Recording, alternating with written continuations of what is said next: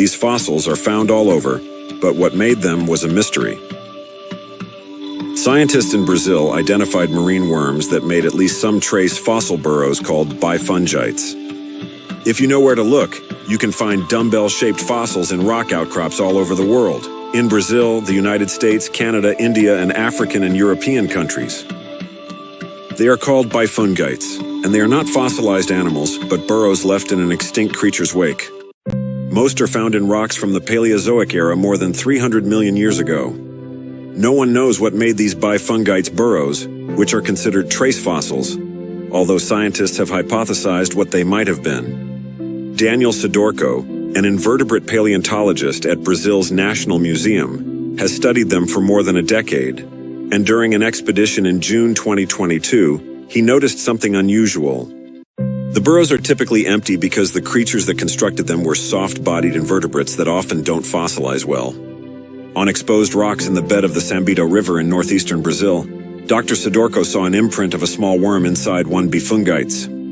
Within hours, his team found 7 other fossilized burrows with the same worm imprint, indicating that these organisms produced them. The researchers believe it's the first record revealing the invertebrates that made these Bifungites. They announced their discovery in the September issue of the journal Earth History and Biodiversity. Carlos Neto de Carvalho, an expert in the study of trace fossils or ichnology at the University of Lisbon who wasn't involved in the work, called the find exciting. "This is the best evidence you can get in the trace fossil record to figure out the producer," he said. Emphasizing the rarity of the find, Dr. de Carvalho said that it's more common to find a new species of a dinosaur than to find a producer of a trace fossil. The imprints Dr. Sidorco and his team found suggest the marine worms that made Bifungites belong to a group called Annulatubus. Species in the group lived in the shallow part of the ocean near the shores of prehistoric supercontinents and dug burrows into the seabed. The burrows typically have an inverted pie or U-shape, with the dumbbell-resembling horizontal chamber at the base and a vertical shaft at each end rising toward the ocean floor. "It's unusual to see the U-shape," said Andrew Rinsberg, a paleontologist at the University of West Alabama and a co-author of the study.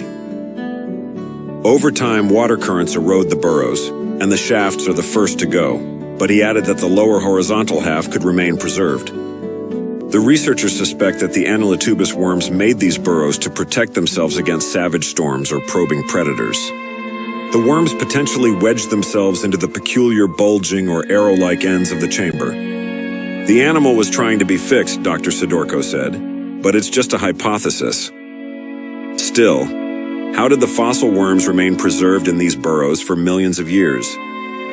The region experienced frequent storms, Dr. Sidorco said, each depositing several feet of sediment that would quickly bury the worms. With time, their soft, segmented bodies decayed, but their impressions remained preserved in the mud. "It's very beautiful," Dr. Sidorco said, referring to the worm imprints. The team hopes that their find would encourage ichnologists across the globe to keep an eye out for makers of these fossil burrows. While they're certain that ancient Annulatubus worms produced the Bifungites in the part of Brazil they studied, the researchers are not ruling out the involvement of arthropods in creating such burrows in other regions of the world. Finding these animal preservations, though, is always a moment of luck, Dr. de Carvalho said. "It's kind of like winning a lottery.